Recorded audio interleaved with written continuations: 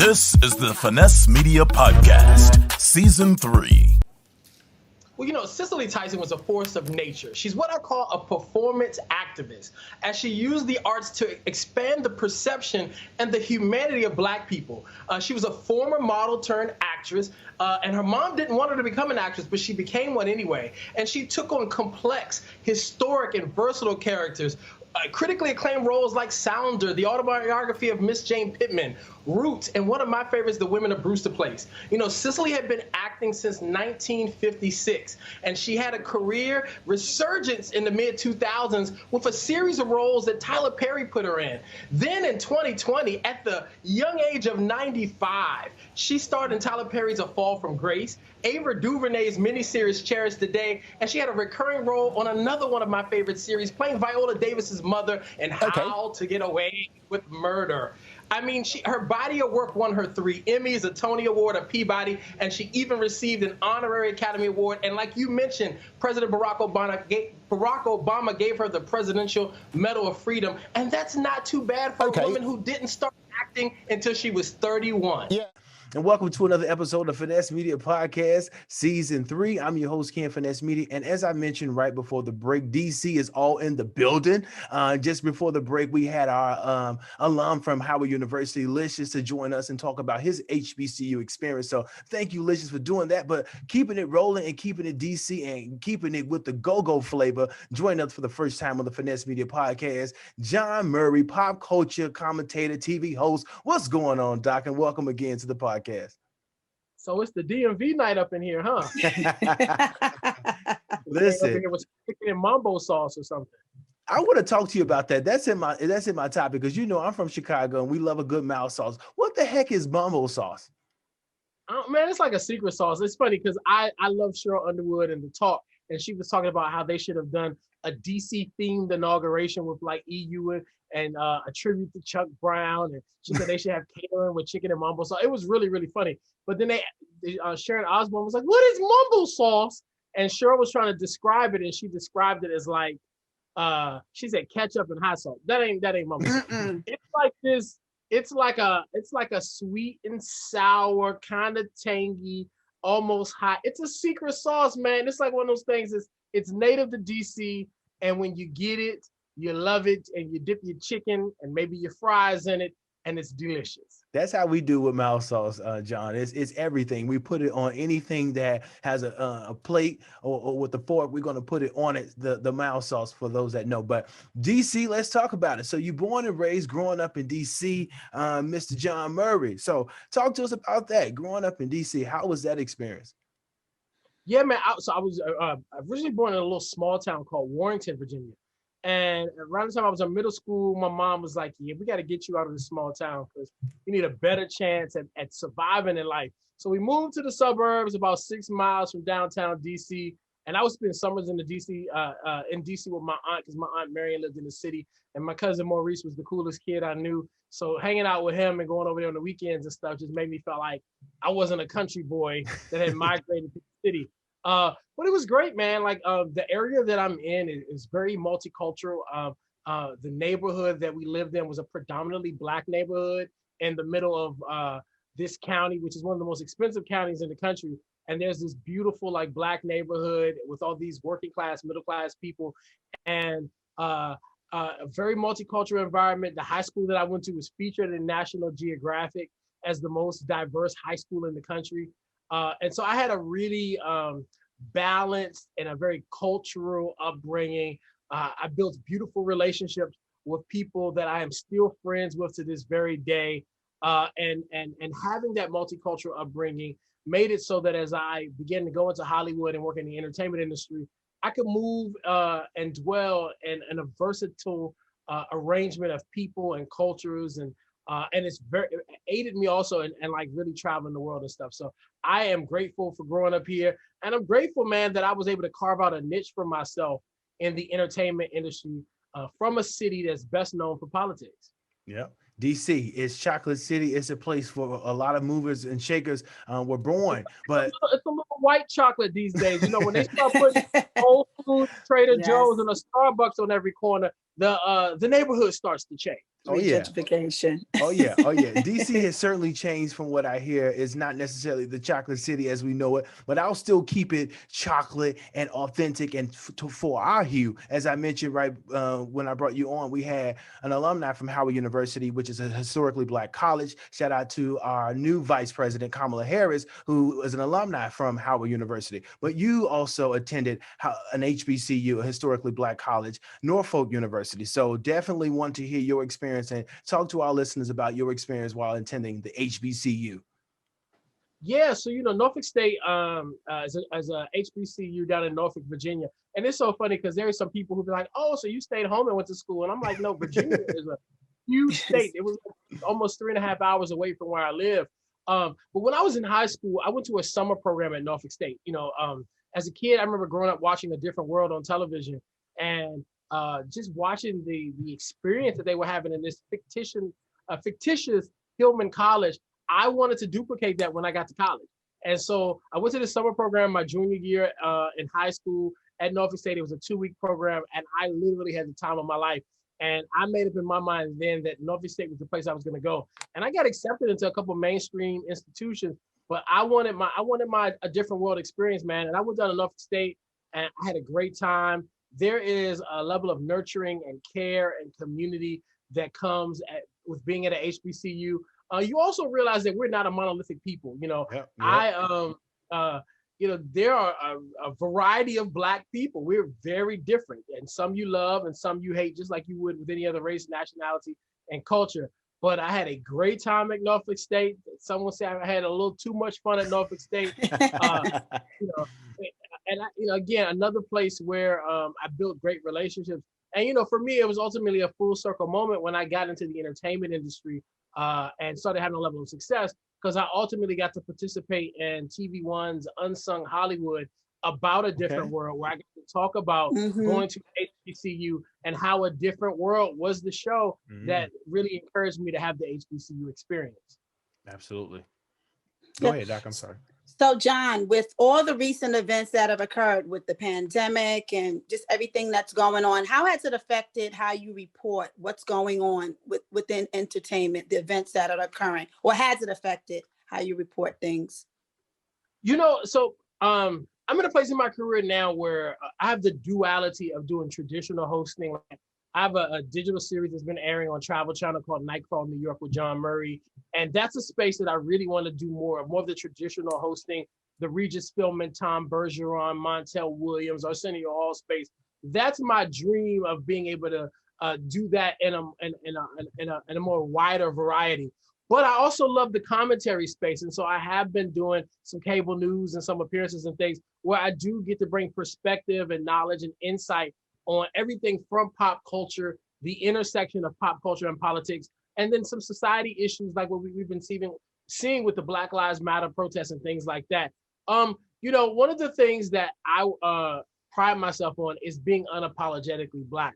And sometimes it is a challenge to be unapologetically Black in a way that you can convey your struggle, the challenges, and the plight of our culture and our community in a way that's non-threatening, that's enlightening and engaging to the broader American culture. And so I've been just really sensitive about making sure that I don't dim my light and dim my Blackness when I have to talk about the things going on in the world.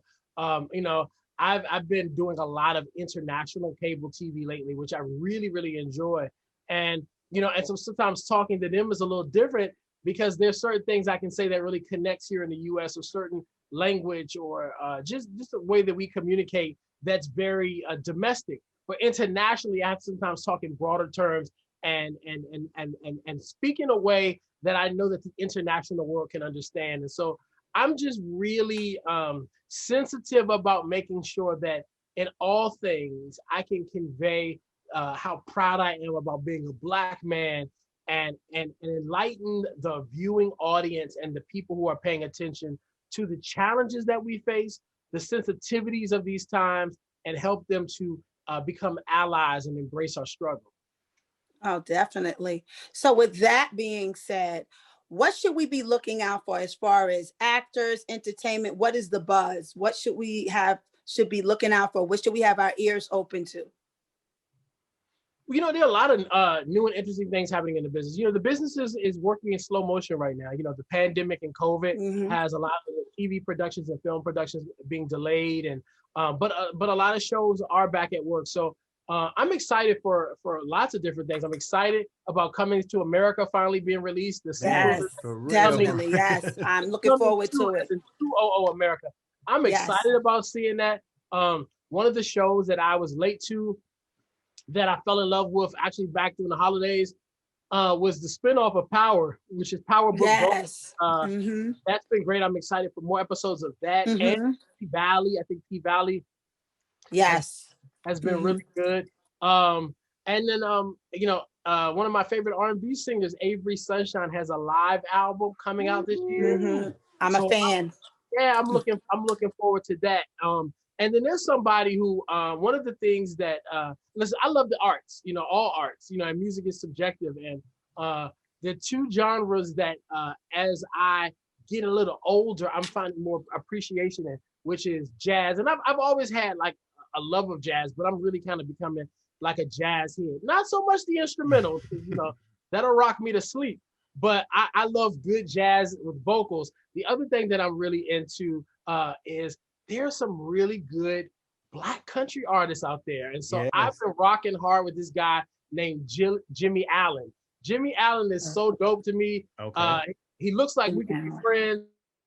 You know, we kind of sometimes got a similar style aesthetic, but he got this new single out called Freedom Was a Highway. That's my anthem for the last couple of weeks. So, you know, those are some of the things I'm checking for, some of the things coming down the pike. But, you know, I'm really just excited with the multitude and the variety of options we have, whether it's music, film, and TV. There's so many great Black stories, from One Night in Miami to Sylvie's Love. And just, I'm excited about the abundance of content and culture that we're getting through the arts. Yeah.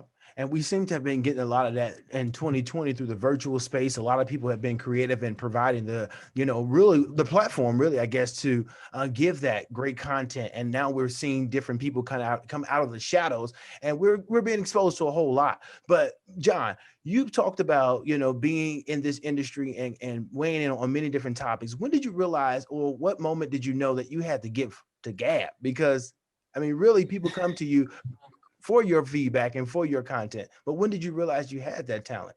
Yeah, listen, Ken, it's really dope to make a living doing what used to give me detention when I was in like high school and middle school.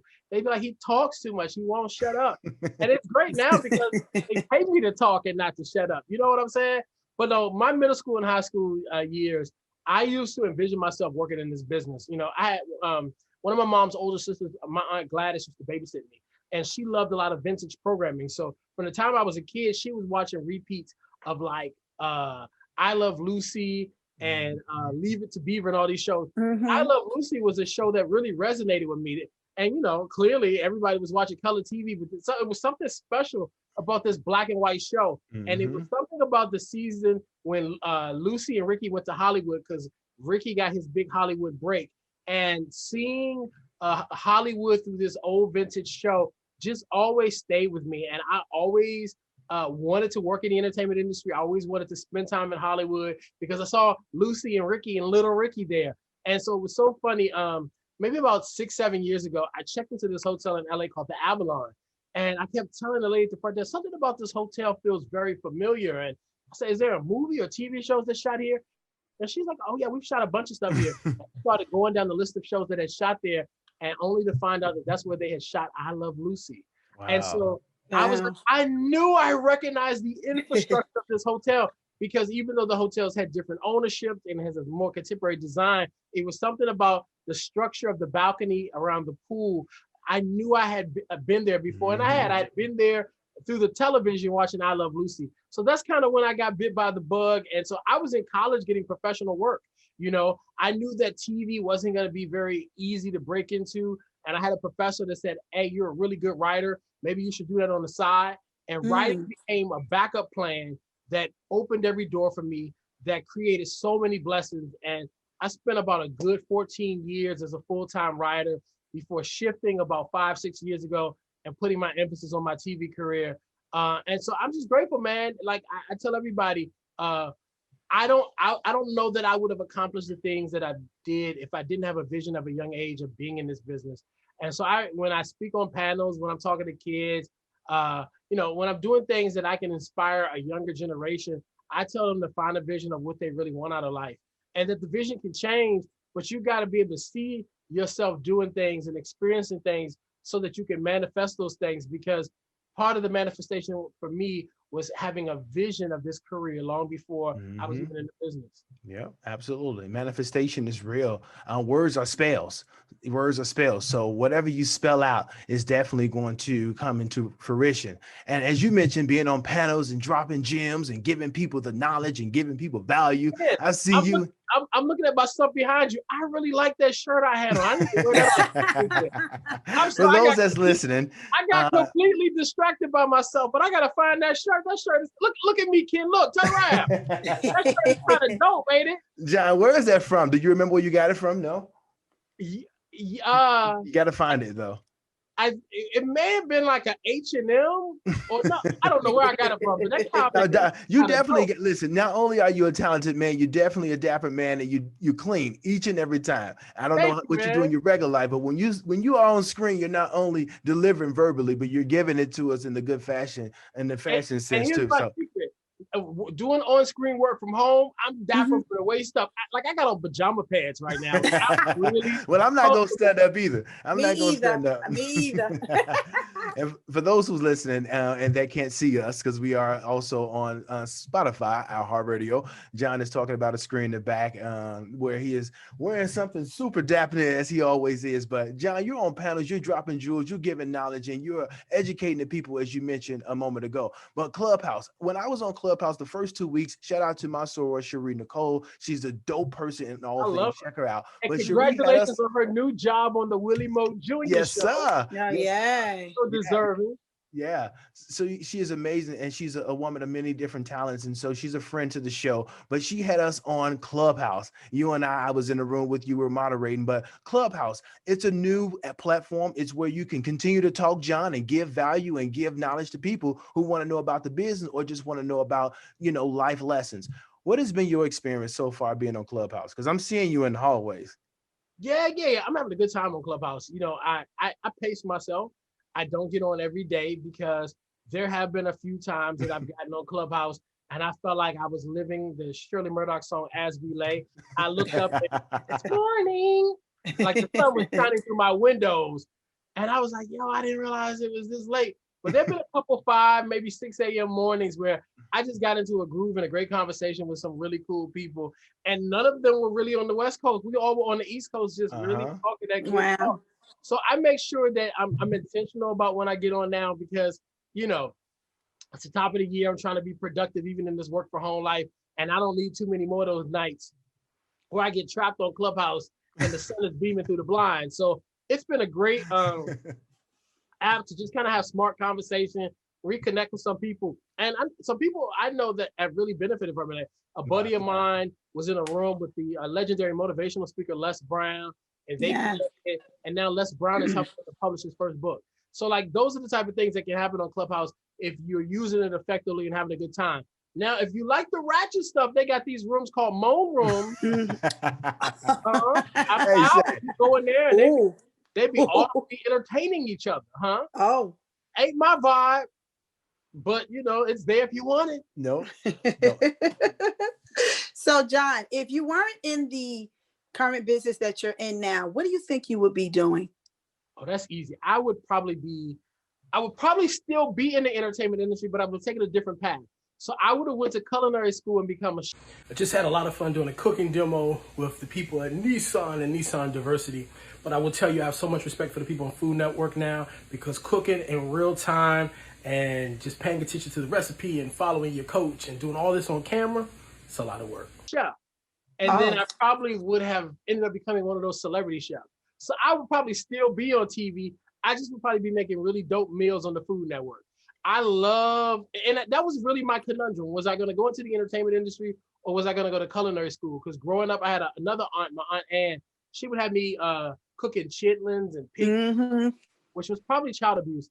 Making pineapple upside down cakes. And so I really got my foundation in food, and then ultimately becoming a foodie from my Aunt Ann. But I really cook. Like today's been a busy day, but I stopped this evening and I cooked a baked rigatoni for my mom and I. Oh, okay. She got to eat real good, and she's been spoiled this pandemic because I've not been off the road this much since 2012. Yeah. So being off the road, she gets on the phone with one of her best friends tonight and like, girl, you be making these fancy meals, like, all these. You're gonna get used to it. But listen, when I'm gone again, she ain't gonna know how to be able to handle me being, not making these decadent, extraordinary food delights for her, No. What's your specialty? Any specialty?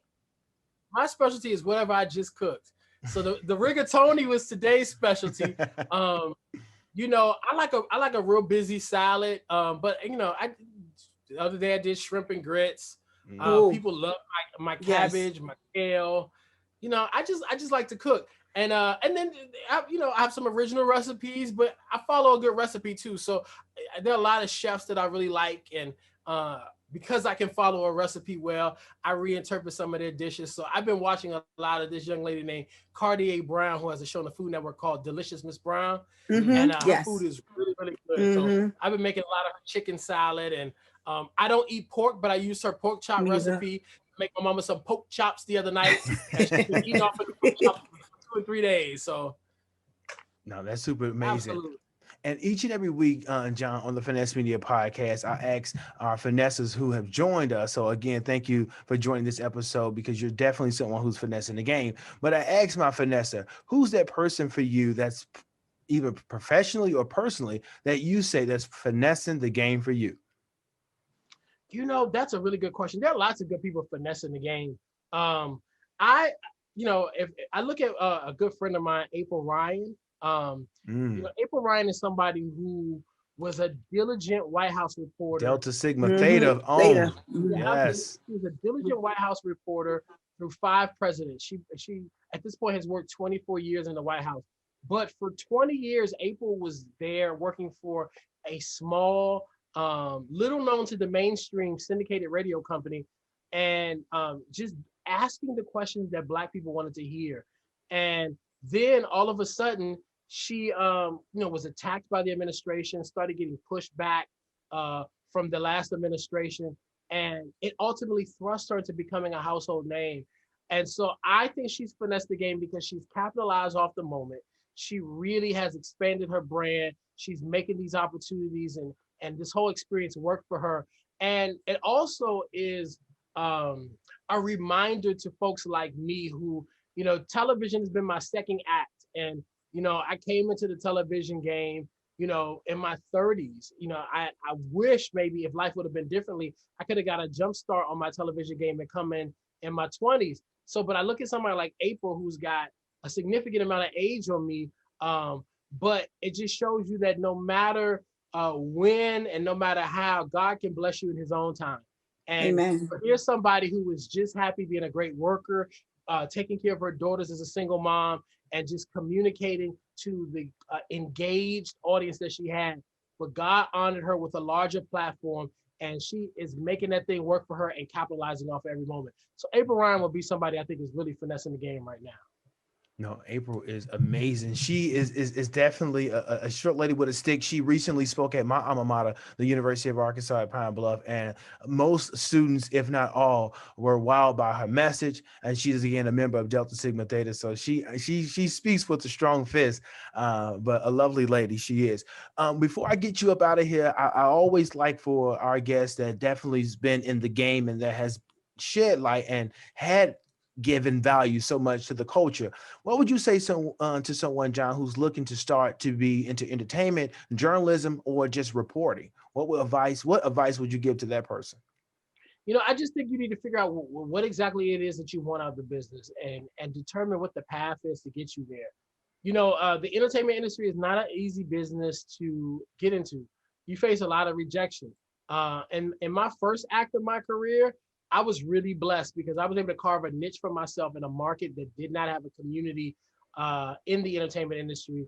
I was able to build a national name just using the internet. This was really before social media. Mm.